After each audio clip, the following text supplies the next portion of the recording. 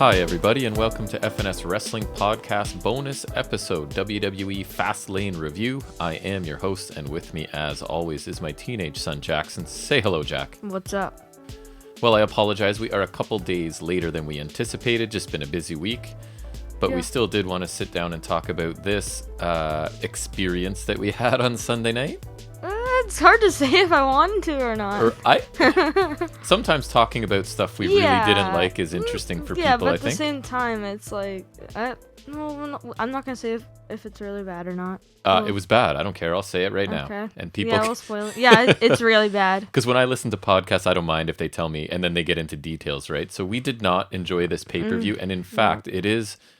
No, it's not Thursday. Sorry, it's Wednesday, right? Yeah, so I've been reading a bunch of reviews on this pay-per-view, and I think I can confidently say that, at least speaking for myself, I like this less than almost everybody did, because the reviews I read, there's a couple matches that I thought, well, they thought were amazing, and that I thought one was boring and one was good. I don't think there's any amazing matches. I would almost agree with you. I think I liked one a bit more than you did, but there is one even if there was good ones, I don't think any of them were amazing. That's fair. I think there's one that, like, I was just looking and it's like 4.5 stars, 4.5 stars. Right. I'm not going to disagree that there wasn't any good ones, but I'm going to very much disagree that there was no amazing one. Nothing. I'm giving 4.5 stars if I were the match rating kind of guy. You have 4 stars. Like, I think 3 stars is the cap for this pay-per-view. So if you like when we don't like things, then this is probably the review for you. And I would like to welcome anybody that's a new listener. Just to let you know, we do a weekly show on Saturdays where we tackle mostly the Wednesday Night Wars. We go in-depth on NXT and AEW Dynamite, but we also talk about Ring of Honor. We talk about Impact Wrestling. We talk about some news and rumors. We talk about some wrestling figures. We talk about some wrestling trivia. So it's generally a 2 to 3 hour show where we just kind of sit down and talk wrestling. So if you're interested in that, that would be great to have you back on Saturday.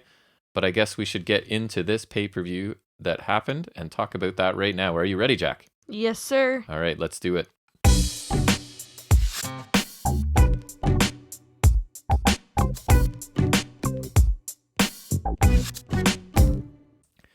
I don't think you watched any of the kickoff show, correct? Which I took that bullet for us. Yeah, I did. You did watch some of it? Yeah. Did you watch the match? I can't remember. Yeah. Okay, then never mind. So we did get on the kickoff show. There was nothing really of note, right? I think, is this where they introduced the idea that Shane McMahon was possibly injured and not in his match, I think? Yeah. And then the only other useful thing we got was the United States Championship match. As I predicted. You did predict it. I was a little disappointed. It was on the kickoff. Because I like both of these guys and they can both go, but they got relegated to the kickoff show. And that was the U.S. Championship match between Matt Riddle and Mustafa Ali. Riddle defending, obviously, here. So Retribution, of course, is at ringside in support of Ali for this match. Support. They look kind of like, show us you're good or whatever. Because I guess he's been yelling at them lately. Yeah, he's going to sort of show them how it's done because he's been definitely a more aggressive and sort of in-your-face leader of the group. So this is him trying to set the example on how to actually win a match because, as we know, nobody in Retribution ever wins anything. I don't think any of them, because obviously they've never had any other names ever in the history of Earth. They were born with these They names. never know what it's like to win a wrestling match. They do not. No, they have no idea. So this match starts out quickly with Riddle in control until Ali counters a senton with a head kick to sort of shift the momentum. Ali then continues to work over the neck and shoulder area of Riddle, but in the process of doing this, Ali tweaks his own knee during one of his own flurries. So then Riddle explodes with his standard chain of big moves that I always enjoy. It included a power bomb and a final flash knee strike. Although since he's been on main roster, I enjoy it less. Well, I just don't see it as often. They tone it down. It still looks cool when I see it. They tone it down. Do they? Yeah. I feel like they just make everything. They probably would because I don't know. It just looks too good almost, his offense, right? So Ali eventually got his knees up to block the floating bro to slow Riddle down again. Then we get a series of counters from both men, and Ali locks in a Koji clutch, which I thought looked pretty cool. I like the Koji clutch. Riddle managed to eventually escape and hitting a bro Derek from the second rope to retain his title. That was pretty sweet. I like that. It did look good. I like them using the bro Derek again. After the match, Ali is angry with the other Retribution members for some reason, even though he's the one that lost the match. I guess not helping? Right, I guess. So they're all in the ring and he's yelling at them. Eventually, Reckoning, which is what Mia Yim, right, walks off, followed by Slapjack.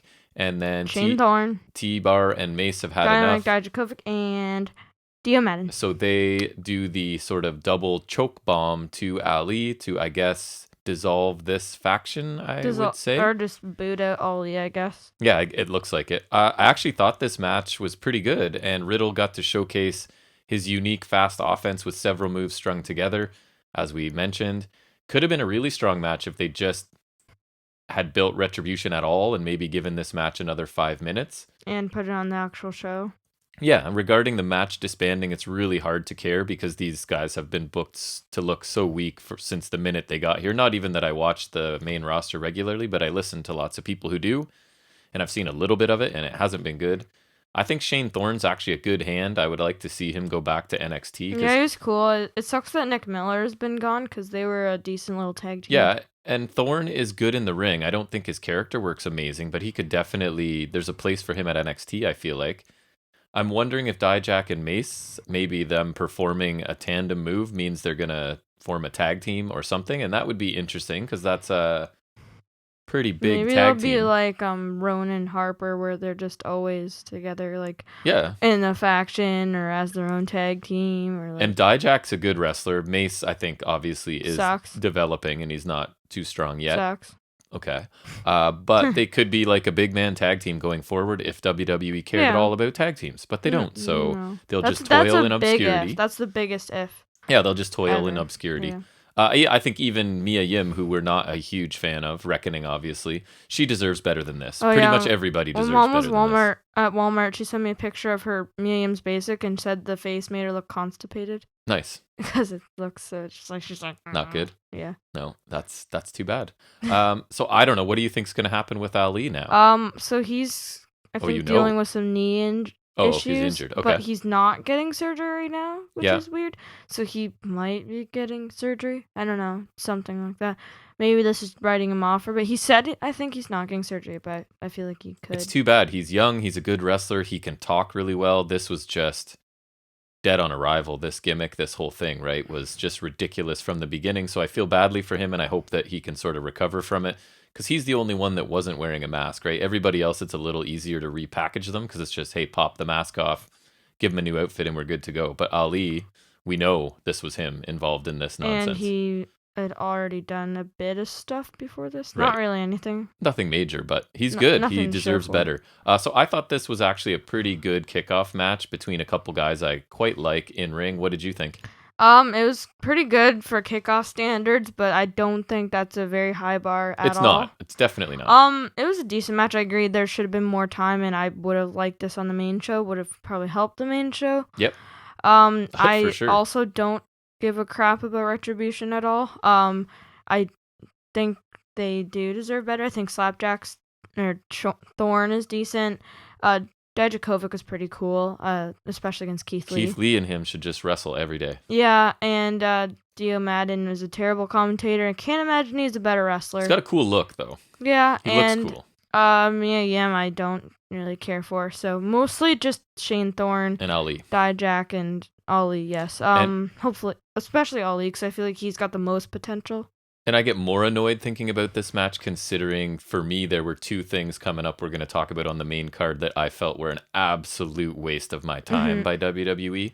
That this match could have replaced both of those things, in my opinion, and give it an extra 5 to 8 minutes or something and make it really good. I think one of them's had a storyline building, though, for a while. Yes, it has. But anyways, it was a pretty good kickoff one match. Of the best matches of the show, so that's not good. It was on the kickoff, and it's one of the best matches, so. That might actually be true. I'd have to think about it, but I liked it definitely better than several things on the main show. Oh, yes. Which, funny enough, we'll get into right now. So Fastlane proper starts out with the Women's Tag Team Championship match between Shayna Baszler and Nia Jax versus Sasha Banks and Bianca Belair, and this was the beginning. AKA the WrestleMania opponents. This is just like some of the most predictable stuff happening in this. So I don't know if you want to pull up, because we did predictions, right? If you want to find that while I'm going over this match, because we can talk about it. I already have it. But I feel like we nailed a lot of predictions here. So anyways. Nothing too, difficult to predict it, I think. No. This match, the heels right away have some communication issues, And they're even arguing to the point where Nia Jax tags herself in when Baszler already has an advantage. So I don't know if this is like teasing some sort of dissension in this team, or it's just a heel team that disagrees sometimes or what, but it was pretty much right away. We then get Jax and Baszler. They do start working together better once they see that Banks and Belair are actually going to work together and cooperate, so the heels decide they should as well. We do get some decent action along the way. Belair hit a nice 450 to Baszler at one point. But of course, Reginald jumps onto the ring apron to provide a distraction. I don't get why he's still a fixture. And again, as a person not watching main roster, I have no idea what he's just sort of there, and he's been there with different characters, right? Yeah, so he doesn't do kinda much got, for me. because I remember the one time I think he was tagging with Belair and Banks against Carmella, and I think a couple other people because they need a partner, and then so he got fired by Carmella, and he has a crush on Sasha Banks, and then he got rejected by Banks, and now he's with Jax and Baszler because Jax thinks he's kind of cute, and then she took him on a shopping spree, and wow. Yeah. Bottom line, 3 of these 4 wrestlers are awesome, and I don't think they need any extra addition by this guy. But anyways, looking at you, Nia Jax, you suck. Back to the match. Banks locks Baszler in the bank statement, and moments later, Belair jumps in the ring to keep Jax from breaking the hold. And so Jax shoves Belair backwards onto Banks, and the bank statement is broken here. Belair fails. And Banks and Belair start arguing about this. Sasha doesn't understand what happened. Belair's trying to explain, hey, I just got shoved into you by a monster. And of course, this allows Baszler to roll up Banks for the win to retain the titles. Banks and Belair then continue to argue after the match about who was at fault or whatever happened for this loss. And eventually, Banks slaps Belair and storms off. So we talk about WWE and wrestling in general being predictable, but not always being a bad thing. This was predictable in a bad way for me. Not only was the winner super easy to predict in this, I thought, the fallout between Belair and Banks is also easy to see coming from a mile away because clearly they're opponents for WrestleMania and they have to start generating some sort of tension and heat between them. Probably even though like they are starting to generate, it's still a little too too late in my opinion.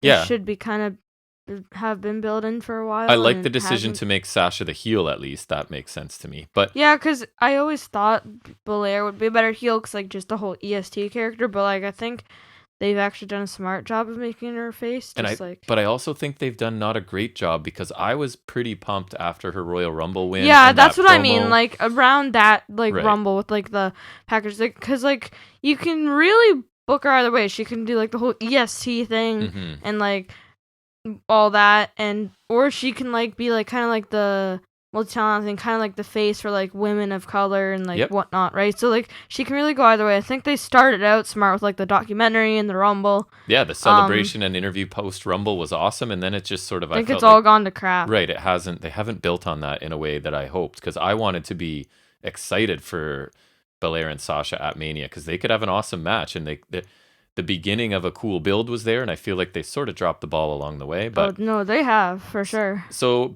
just talking about this match again, there was some sloppiness to begin with, and it was actually Belair had a couple minor issues at the beginning, it seemed like. But the action did pick up, and I was just honestly starting to get into this match, and then it was basically over. I thought the action involving the 3 competitors not named Nia was pretty good, but it wasn't exactly a hot opener, right? And it was No, it was not. The predictable nature of this entire thing, the outcome, the problems between Belair and Banks made it hard for me to get into it. And what a surprise, we get a distraction roll-up, basically, right, for the finish. How creative. In addition, just on a personal note, I can't stand the way they booked Belair after this match.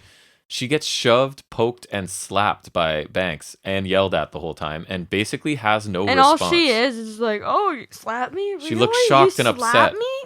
And I don't care if she's the babyface. This isn't the Belair I want. Even as a babyface, she needs to show more fire than this.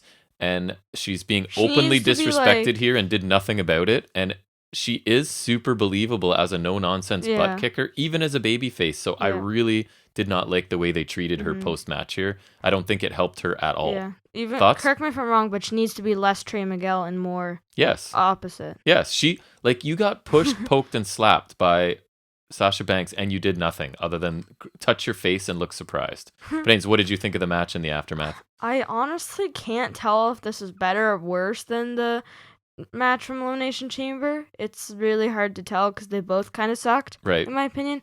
The finish was very creative. I'm very proud of them for coming up with such great sarcasm. Stuff. Of course, I'm being sarcastic. That was crap. And also, get Reginald out of my face. I was just getting into the match, and then it was done. And get Nia Jax off my screens for the rest of time. Hey, nobody got hurt, so that's a win. Yeah. That's a good point. So I guess we should be thankful. Nia hurt nobody, so that's good. Yeah, I agree. Belair looked kind of like a chump at the end. Sasha should be a heel, but Belair should not be a chump. We both picked this one right, and we both picked the kickoff match. Surprise, right? Surprise! Two guys that don't watch main roster predicting things accurately. Yeah, Banks is an amazing heel, so that makes sense to me. It's just the way they've handled it isn't my favorite. Mm-hmm. So then we get some commercial things, and the broadcast team is hyping WrestleMania tickets being on sale. And then we get the sort of story of Shane McMahon holding his leg in pain and telling us that he suffered an injury in training. And and he's got his one pant sleeve rolled up with tape heavily around his knee, just to show you that if you didn't think he was injured, he's injured, right? And he's got to show you the bandaging or whatever around his knee. In case you didn't believe him. Bad injury. Right. He's then, we get Shane backstage walking using a crutch with his knee wrapped, as you said, and Elias and Jackson Riker sort of show up. Elias makes a pitch to Shane about WrestleMania, and Shane isn't interested at first, but then he told him that he had an interesting idea, which I can't imagine. And I called it right on the spot. It was Elias versus would take his place against Strowman. Yet more predictable. And again, a nice replacement on a pay-per-view card. And that, again, why couldn't the U.S. title match replace this filler? But anyways, we'll get there. It was the most TV match ever. Because it wasn't even the next match. Up next, we get the Intercontinental Championship, which I was kind of looking forward to, which is Big E versus Apollo Crews. And I'm sort of just getting up to speed on Apollo Crews' character change. I actually quite like it. I like the idea. And as someone who doesn't watch main roster regularly, I have to say that I really picked up that these guys, it really felt like these guys do not like each other at the beginning of this match. Big E was yelling at him a whole bunch, right? And it felt like there's heat between them. They did a good job of convincing me. Also, the pre-match package really helped. It did. Because, Crews lost to him twice, and he's like, I want another opportunity. Big E's kind of like, I beat you twice. Yes. Stop whining. And then Crews, kind of just started beating him up with steel steps, and, he turned heel, and then Big E's now, pissed off, which I kind of liked. And I think Apollo, this character change is so good for him. He seems so much more comfortable speaking and just in character. Big E was really good in those recaps as well. So yeah, I was sort of feeling like there was an intense rivalry coming into this. So I was looking forward to this match because both these guys can wrestle. So let's see what happens. The match starts with an immediate brawl, and Big E basically hits a spear through the ropes to the floor. And he did it to the open side to the ramp, which I always like because when we talk about it, when he does it with the barricade right there, I get really nervous that somebody's going to get seriously hurt because he is a big man moving pretty quickly. Big E continues to dominate Crews in the early going. He hits two really nice looking splashes on the ring apron, although I'm not quite sure why Crews stuck around for the second one, but he did, and he took two. And then Crews also takes a suplex multiple times back in the ring. Crews finally has to go low with a drop kick to Big E's knee to sort of stop the onslaught of offense from Big E. And then Crews takes his turn on offense and he looked good doing a whole bunch of things. I'm just kind of going quickly. We get to the very confusing end with some sort of pinfall where both of them kind of look down and there's some reversals. And then apparently Big E had Cruz's shoulders down to score the pinfall and retain the title. But like I told you, this was never replayed again, right? I was saying there was at first when they don't replay it right away, that means they're looking for an angle that doesn't look like garbage in the control truck or whatever, right? And clearly they couldn't find one because this was never replayed again for the whole night. Right. So it wasn't just us that didn't understand the end. Apparently nobody else, the commentary team had trouble explaining it. But anyways, Big E wins in a very unclear situation, and Apollo Crews snaps after the match, beats down Big E with several of his angle slam, and then stands over Big E sort of to end this match. So you picked it right. I did not. This one? Yes. I'm a genius. No. So again, I was just getting into this match, and it was over, and even in a less satisfying way than the women's tag match, I would suggest, because I was just like, what? It's done? We couldn't even tell really what was going on. The pinfall was unclear. The commentary team had no idea what happened. We were never shown a replay again or offered any clarification on this. While it lasted, I thought both men looked aggressive in their offense, and they both got a little bit time to shine. But again, this mess of a finish, it just kind of ended out of nowhere and took me out of it a little bit. I like Cruz's new character, and from what I've seen, I think these two are capable of a much better match than this. It wasn't bad, but the end certainly was bad, and the entire thing it just ends up being forgettable, like this pay-per-view so far. Thoughts? I thought they were having a really nice little match Me until too. that weird finish. The only thing that I'm okay with the finish is that it kind of saves face for Apollo Crews. It does, right? So he's got an there's argument. that, which I like, because I think he should get the title. I think it'll help him. I think he should have just gotten here. So are they going back to this for Mania, you think? I would assume so. They got 2 nights to fill. They kind of have to, right? And I don't see any of them. It's coming up pretty quickly, right? So it seems like they'll just extend, which I'm okay with, right? Give this a bigger match with a proper ending. Although I would rather Nakamura get a good IC title run.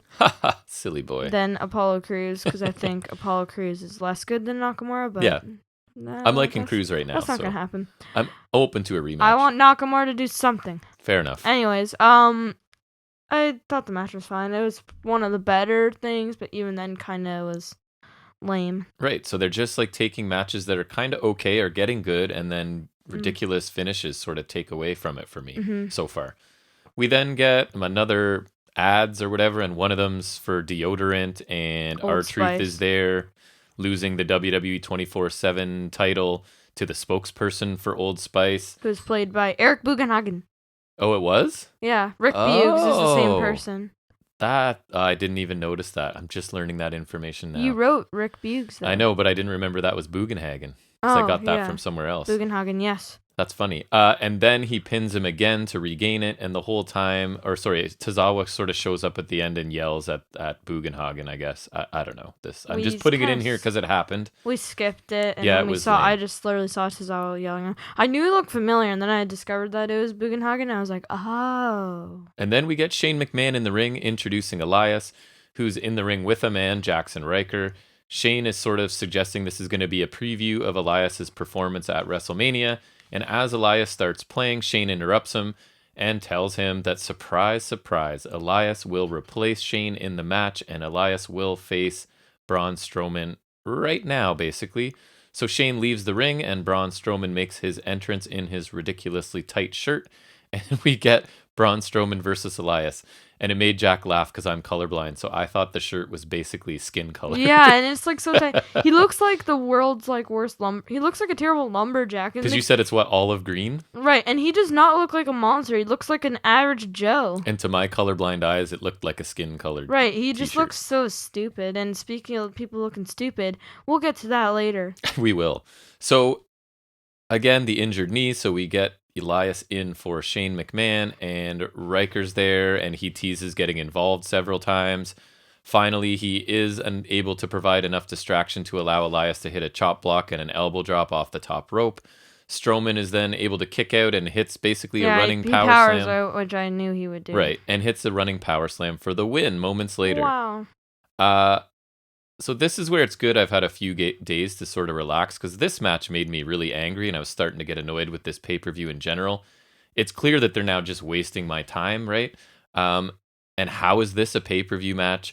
I had no interest in it with Shane involved, and then switching it to Elias certainly didn't make me any more involved in it. Right. It's like you're going to replace a non-wrestler with a low card wrestler. Woo! This was an unannounced match that was a squash on a pay-per-view that I had to sit through, and I just was annoyed greatly by this, and it was a waste of my time and everyone else's. What did you think? All I have to say about it is gross. Yeah, it was like, what is this doing on TV? Yeah, I don't understand. I really don't have a lot to say about it. It was short and, oh my god, so pointless. So we'll move on.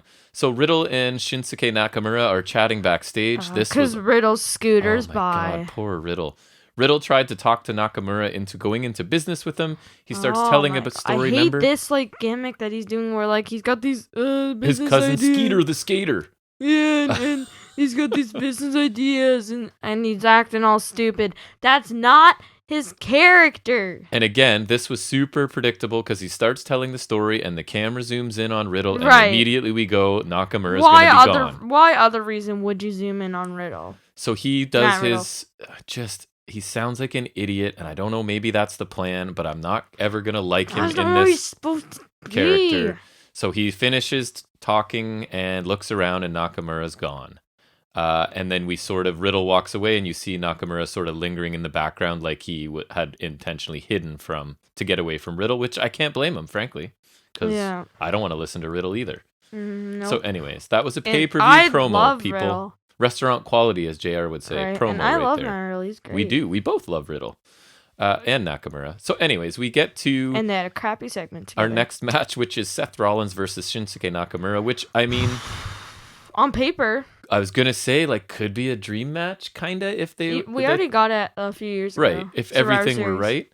But it wasn't, so here we go. And the funny thing is, I remember that match being, pretty good. It was main roster, and that was way better than this. Shinsuke's had him and AJ, I feel like people selectively don't remember that they've had some disappointing matches that were supposed to be amazing. No, they have, especially against each other. And I was just going to say, including with each other, because all I hear is, everything AJ's amazing.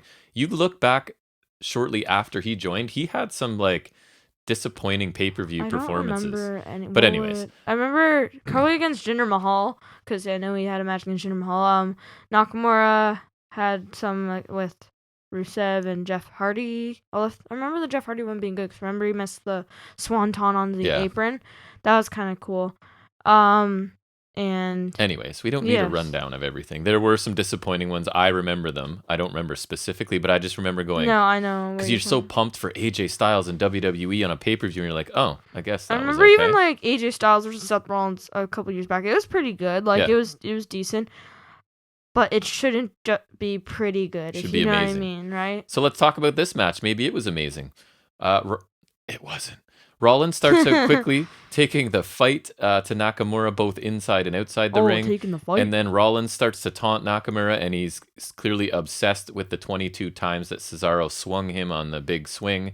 He's talking about that in the ring, and you can hear him. Recently, has he swung on 22 times? I don't think so. Maybe total, because maybe he's been swung. No, it was the one time. I think he swung him 22 times on SmackDown the last time. You can look into it. 22 revolutions. In one swing. Oh, okay. That's what he's I thought you meant 22 separate times. No, that's what Rollins is upset Could you about. imagine 22 separate times? So Rollins then tries for a swing of his own, but Nakamura counters it into an armbar. Nakamura and Rollins begin trading offensive flurries here. Nakamura seemed ready to end things with a Kinshasa, but Rollins countered with an elbow to the back of the neck, followed by a kick to the neck. With Nakamura down, basically Rollins hits the curb stomp for the win. I believe I predicted this one as well, yes? Mm-hmm. I think we both probably did. Yeah, we both did. And, I remember there was the one move where Rollins jumped over Nakamura and then, hit him with that kick to the back of the head. Yeah, that looked kind of cool. That, and then low-key called him out for stealing that. Oh, did he? Yeah. Oh, whatever. Stealing. Wrestlers, wrestlers invent these moves. Everything's been done, man, at this point.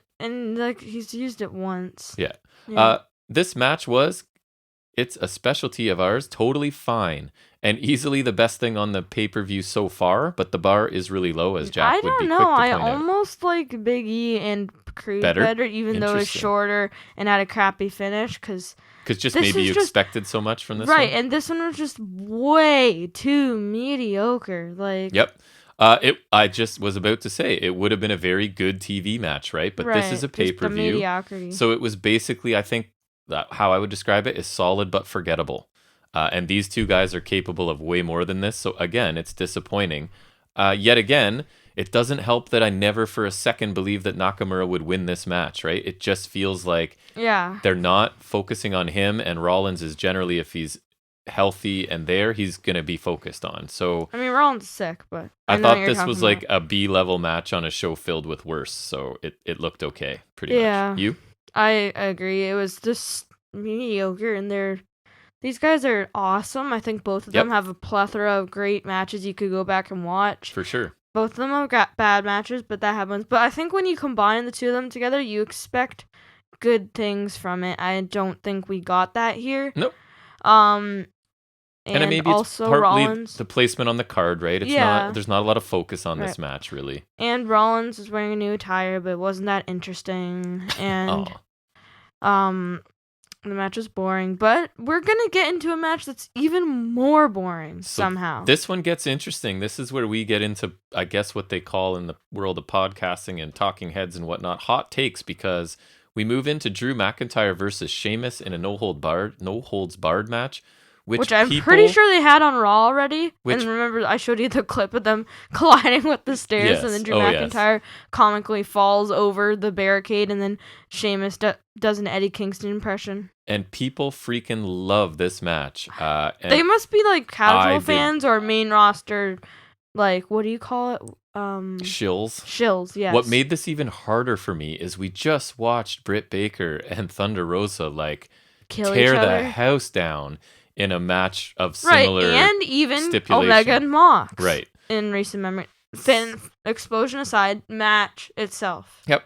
So let's talk about this. It took a little time after the brawling started for the action to spill outside the ring, and then of course we get a variety of weapons come out from under the ring. A pile of kendo sticks were among it. Sheamus was quick to use them to mark up the front and back of McIntyre's torso. This is part of it, right? To show that they got battle scars in the match. Like, yes, they beat each other with these sticks, but that happens all the time. Right, There's and that's nothing the special. only thing that's giving them marks is because, like, I think they know the sticks will give them marks, so it's like, hit each other with sticks, and then, like, the next time we can make, these guys beat the hell out of each other, look at the marks on them, and blah, blah, blah, blah. So then McIntyre obviously gets his turn with the kendo stick, and he does the same thing, and including taking the end to Sheamus's eye. I love that. His turn with the kendo stick. Basically.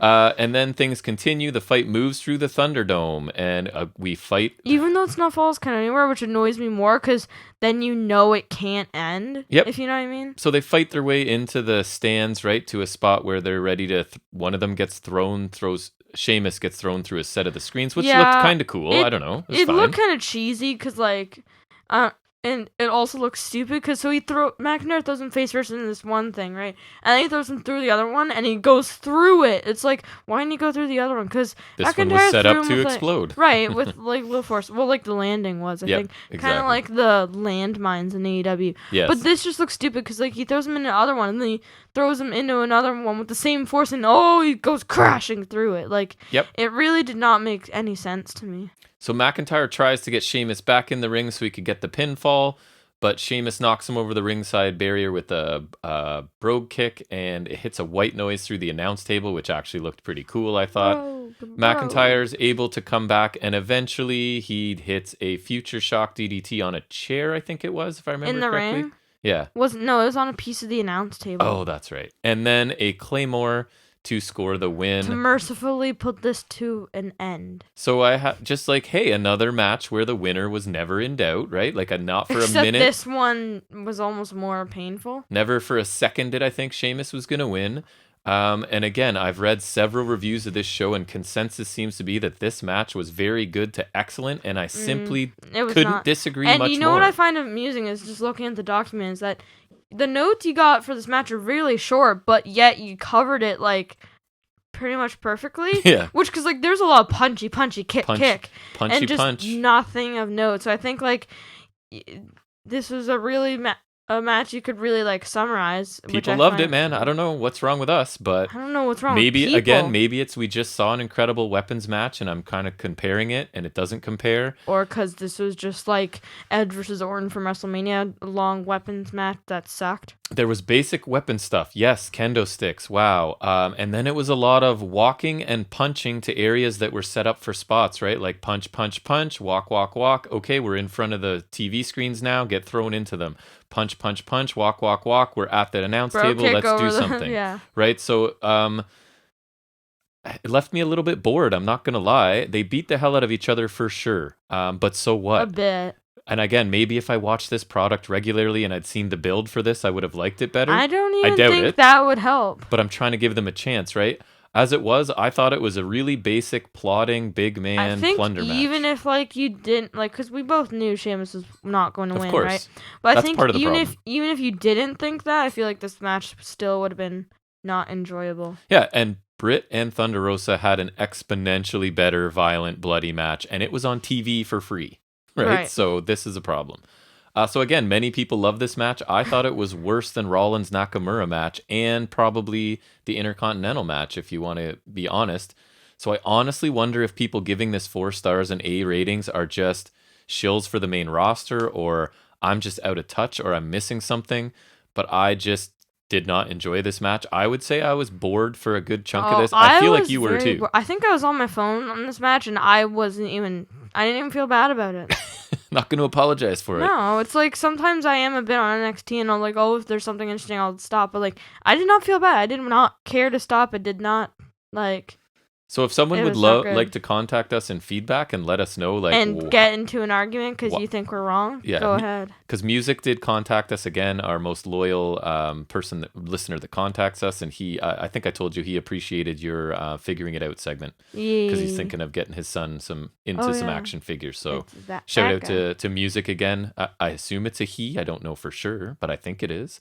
So shout out to him for listening us, liking us, and sending us some feedback, which is always appreciated. So then we move on to some more Go excitement. On, say it with a straight face. So let me set this up because I'm going to be really negative here. And if you listen to this show, you know I try not to be. I try to be the positive one, but I do have troubles with supernatural magic gimmick stuff in wrestling. Hardy. You love Matt Hardy. But that was a little bit different, I guess. I don't know. Anyways, so I already am not into this idea of The Fiend and Alexa Bliss and Randy Orton, but that is the match we get next. It's Randall Keith Orton versus Alexandria Louise Bliss. I don't know. I made that part up. I just figured I should have middle names for both of them. No, that's fair.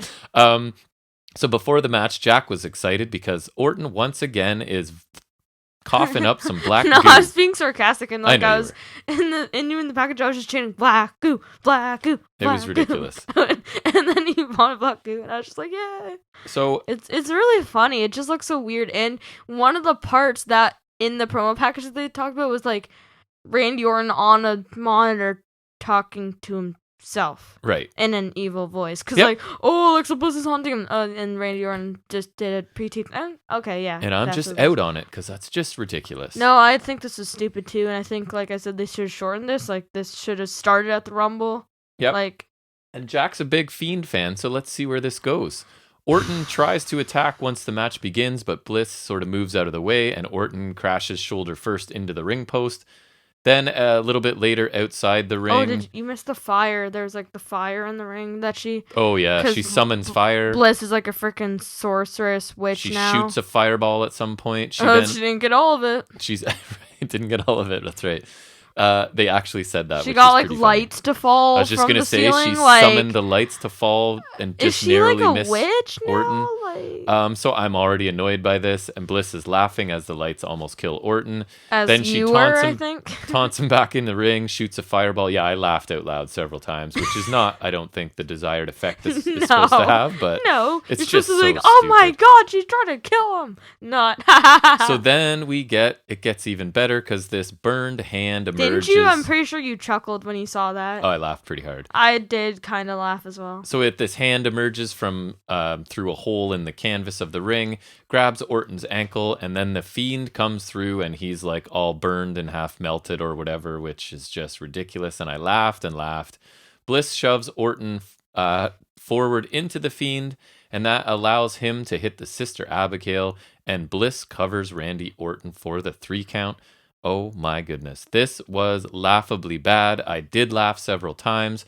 As I said, I'm out on supernatural storylines, so I'm definitely biased, but this was a steaming pile of crap, and it furthered my anger towards this show. This is the second significant segment, match, whatever, that's just an absolute waste of my time. I am thankful that this pay-per-view is included in my network subscription, because if I'd actually paid money... Oh my god, money, could you imagine if the network had never been invented? If I had paid whatever it is, $40-$50 for this show, I would have been furious. I feel like an idiot even talking about the content of this match, and I hate when WWE makes me feel this way. This is one of those things, like, wrestling is already uncool enough to the mainstream. Yeah, we get enough flack for this, right? And if this would be tough to defend, like if a for sure. If a non-wrestling person walked into the room, I think this and then Attitude Era Wrestling. If your mom walked in, she'd be like, "What the hell are you guys watching?" Right? And I would struggle to defend myself against that question. I'm watching a burn victim come back from the dead. Yeah, no big deal. And yes, she's summoning fireballs and lights to fall and stuff. Of course, yes, she is. Yeah. This was bad, so very, very bad, and made me angry. What did you think? Yeah, as soon as The Fiend came out, I was just like, I just kept repeating why over and over again, because I was just beyond confused. Like, I wish this was video so I could just put up a picture, because I have it right here of his mask. The mask is the only, like, tolerable part. It's got, like, it's, like, kind of charred in parts and then white in parts, and it's got, like, these big veins, and, like, apparently being burned will fix one of your eyes back to normal, because I guess so. One of his eyes appears to look normal. It's like Christmas Vacation, falls down a well, eyes go crossed, kick by a mule, go back to normal. Right, and then his ring attire looks like he was a mummy who went shopping at, like, Bass Pro Shops or something. Like, it resembles, I think, the mask is the only thing that resembles anything close to his old ring attire. Like, how does that make sense? He looks nothing like he did. So you're suggesting that his burned clothing does not look like the clothes he was wearing that he got burned in? Right. Okay. It should, right? It should. Like, of course. That'd be a detail they could get. I think his vest or whatever he's wearing looks freaking stupid. Yep. I don't mind the mask. It looks pretty dumb, but, like, it's, dare I say, reasonable for the gimmick, right? Like, I think that's, but this is really stupid, and so I'll talk about the match first. Like, yeah, it was not a match, and no, it wasn't. So my predictions were, I predicted The Fiend returns, and you predicted Bliss. I guess we're both kind of right, sort of. Hey, I got the win. The winner of the match. So have I been wrong on anything yet? No, right? Yeah. I told you it was predictable. Yeah, and I just think all the summoning was stupid, and fireballs are overdone, especially in the storyline, I think. The Fiend's back, so yeah, I should be happy, but I'm not. No. They ruin everything, even one of their homegrown talents in Bray Wyatt.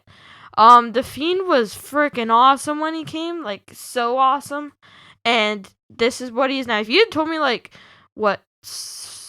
a year and a half ago or something when he debuted, that he was going to look like this, right, the picture, and be freaking stupid, I would have punched you in the face. But this is just beyond stupid. And I actually feel bad for Bliss, too, because I think she's a good performer. She's not amazing in the ring, but she's a really good character and actor.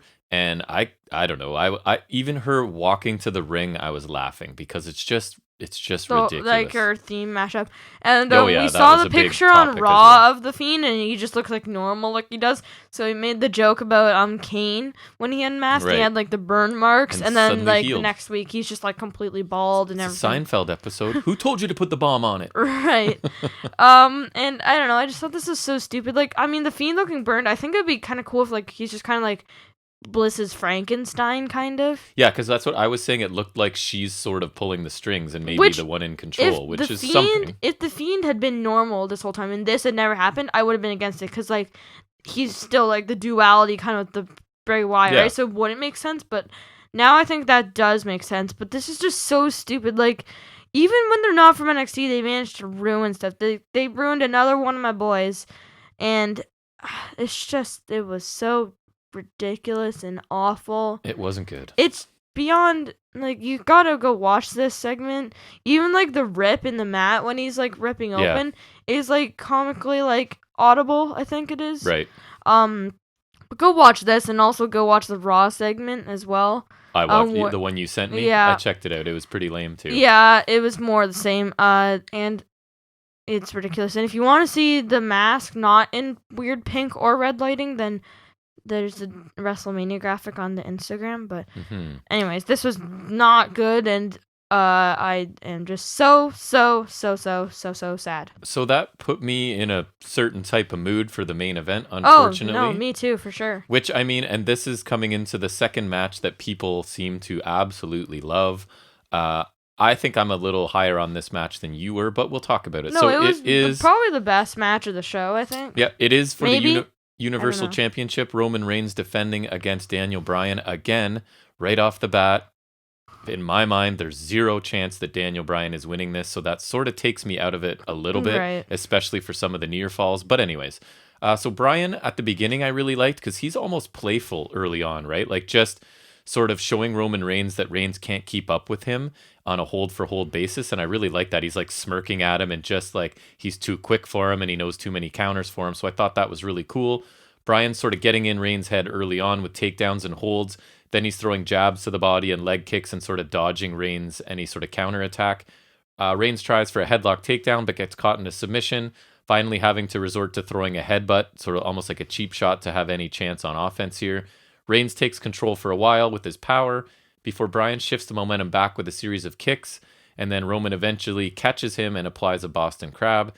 Bryan was able to fire back yet again, landing offense outside the ring and then a knee to the arm of Reigns, attempting to soften him up for the yes lock later, I would assume. Reigns eventually snaps and attacks Bryan in the corner while ignoring the referee, but Bryan continues to fire back, hitting Hurricane Rana and a pair of kicks to the head for a near fall. Bryan then lands a series of stomps to the face before rolling into a yes lock and resecuring the hold after Reigns nearly escaped. I can't remember if this is the first one or the second one, but I thought there were a couple really cool transitions into the yes lock in this match. I think this is one of them by Bryan, which I thought was really cool. I thought half of the performance in this match was amazing. We'll get to that. Reigns manages to break Bryan's grip and land a flurry of punches, leading to Bryan inadvertently taking out the referee with a running knee. Reigns and that referee's down for a long time. That's one hell of a knee, right? It took him out for a very extended period. It is the finisher. He actually never came back. Right, it is a finisher, to be fair, I guess. Yeah, I guess. Reigns hits a spear, and Edge now makes, because he's been at the ring as the enforcer, doing nothing this whole time. He was like doing nothing. I was like, he's standing there. You're like, he's enforcing. Yeah, that's how you enforce. You just stand there. Which I thought was funny. So he takes this opportunity to slide into the ring to make the count, but Bryan actually kicks out. So I guess enforcer means your backup referee, as they explained Mike, to us. That's what Mike Tyson did at WrestleMania. I guess. For Austin's So there is precedent for it. So as Reigns argues with Edge and tries to attack Bryan locks in a triangle choke before transitioning to a yes lock, which looked really cool, and landing crossface strikes. That was the other one. Jey Uso then runs in and delivers a super kick to Edge and another one to Bryan before grabbing a steel chair from ringside, only to be hit with a running knee from Daniel Bryan. Bryan goes to hit Reigns with the chair, but Reigns moves, causing Bryan to hit Edge before being hit with a Superman punch. Bryan then counters a spear back into the yes lock, and Reigns, I thought this was a really cool touch, begins tapping out, but obviously there's no ref, there's no Edge. So Edge hits Bryan with the chair now, and then Reigns, before storming off, a new referee conventionally comes out now. I wonder if he's an NXT ref. He waited until this moment to come out. I'm just kidding, he's not. But... Never before.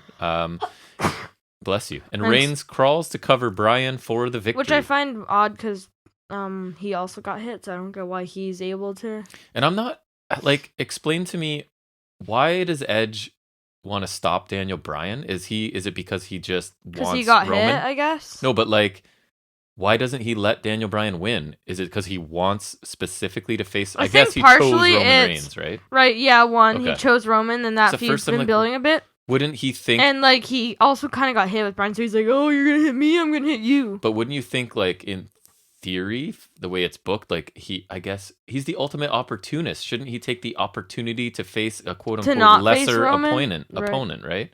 So I was a bit confused, but I guess... He's still a baby face. Apparently this is a heel turn for Edge, but I disagree. I think it just makes it's like he was just misguided, I guess. Yeah. That's what I think, because I think Vince wants a villainous Edge, which I think I agree that would be better, although I still don't like him and don't want him on my TV screens. But even though I don't watch it.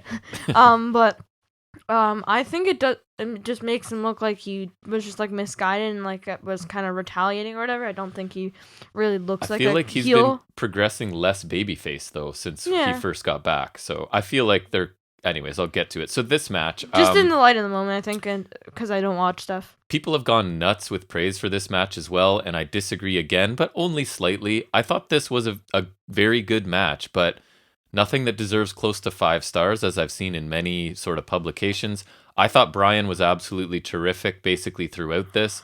But Roman's, and I think it's intentional, so I'm not saying he can't work faster and better. No, because he has. That's literally, I think before this past year, he's done that And I think like he should still do that. I think there should be like times where like he takes control and does the classic heel and control, but I think he should still be able to like keep up with Bryan if he really wanted to. Like I think he can, like, because he's good. Oh, he is good, but I just think he doesn't need to. Because I feel like he's kind of Brock Lesnar-ing right now. He's doing this, not even though, because Brock is slow in between and he stalks his opponent, but then it's like, here's 50 cool suplexes, where Roman, that wasn't the case. He was... Well, yeah, so he's kind of like Brock Lesnar, and I think he shouldn't do that. Yeah. His offense to me was plodding and basic, and I didn't love it. I get that this is his new character and the style suits him, but I felt like it kept me from like loving. But I don't think it should affect his in-ring style this much, though. That being said, I don't really watch product on Mondays, so maybe if Fridays. Fridays. Maybe if I did, I'd be more into it. I loved Bryan's teasing at the beginning of the match that basically just kind of wrestling circles around Reigns. I loved his facial expressions as he dominated with like this little smirk on his face almost. I thought that was really cool.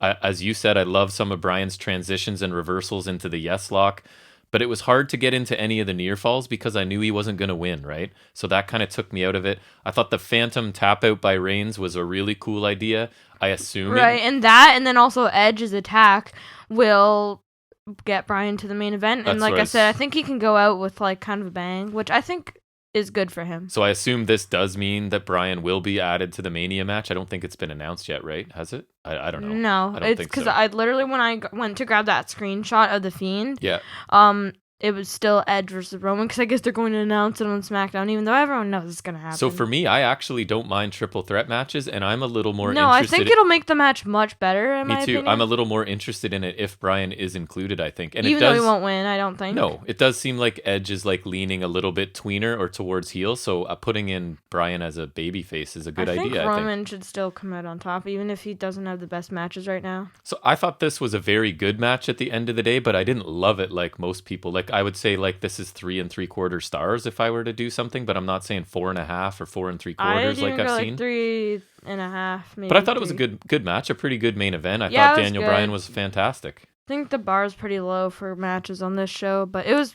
probably one of the best things on the show. But what if you actually like it was booked in such a way that you believed a couple of the near falls? Like for me, that would have bumped it up a little bit. Right. But I didn't think any of them were believable. And maybe Reigns wasn't so Brock Lesnar. So yeah.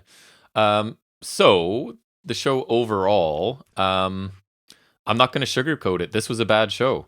It was worse than Elimination Chamber because he didn't even have the good chamber matches or like other stuff. Because we're not main roster guys, but we haven't hated the pay-per-views lately, right? Like we've come away going, you know Rumble, what? These even were with solid. Like Goldberg being on there and Edge winning the Rumble, like you had Belair, even the Rumble matches themselves are pretty good. Yeah, we've liked some main roster stuff, so I don't want it to sound like we just hate everything main roster because I think we're pretty fair. I think we hate most stuff on main roster because it is pretty garbage. I like this. And their decisions. I like this less than most people, I think. I didn't really enjoy the Sheamus McIntyre, and a lot of people did. Rollins Nakamura was fine, and the main event was good, but everything else was forgettable. Like the women's tag, the IC, Drew Sheamus, or in my opinion, straight up bad, like Braun Elias and Orton Bliss. There were too many underwhelming finishes along the way. Not much energy really or excitement during this show I didn't find. And rarely does wrestling make me angry, because that's not why I'm trying to watch it. But two matches tonight, were an insulting waste of my time. And for that reason, this pay-per-view earns what I'm pretty sure is the lowest grade I've given anything so far on our show. It's my first foray into the D range. I'm giving this show a D+. There is literally nothing from this pay-per-view that anyone needs to see, and there are, in fact, a few things that people should avoid at all costs, in my opinion. I thought this was a lazy dud of a show, and I kind of wish I'd spent my time doing anything else, although I do enjoy coming and talking about it. So it's sort of like my therapy here, to vent about this monstrosity of a pay-per-view that I did not enjoy. What did you think? I think you pretty much summed it up for me, if I'm being honest. Yeah. I completely agree. Like, I think I like the main event a bit more than you. I'm gonna go with a D. It was a really bad show, especially even by Fastlane standards, because Fastlane is usually a pretty crummy show. I think, yeah, you were telling me it generally is, and I kept being like, come on, man, try and be optimistic. You never know, but you were right. This was trash. And I think a slightly lower mark from you makes sense, because I think you liked the Sheamus McIntyre even less than I did, and I think you liked the main event a little bit less than I did as well. So that seems really fair. Well, That was bad. That covered that, and I'm pretty much hoping I just forget about this show in general. No, that'd be very nice. I'm hoping some listeners enjoyed us talking about something that we didn't enjoy too much, and I think that's going to pretty much wrap it up for us, yeah? You don't have anything else to add here? No. So hopefully you enjoyed this quick rundown of this Fastlane pay-per-view, and we would love for any of you to join us back here on Saturday. I think that'll be our next podcast. I may sneak one out with talking about ROH again, maybe tomorrow, but it might be included on the Saturday show. Who knows? But if you subscribe or follow or whatever you can do on our various platforms, you'll know if I put out a show. So again, thanks to anybody who's given us any time out of their week to listen to us talk about wrestling. We really appreciate it. We'd love to hear from anyone. fnswrestling@gmail.com or fns_wrestling_podcast on Instagram if you'd like to contact us. And if possible, we look forward to see you on Saturday. And until then, take care, everybody. Peace out.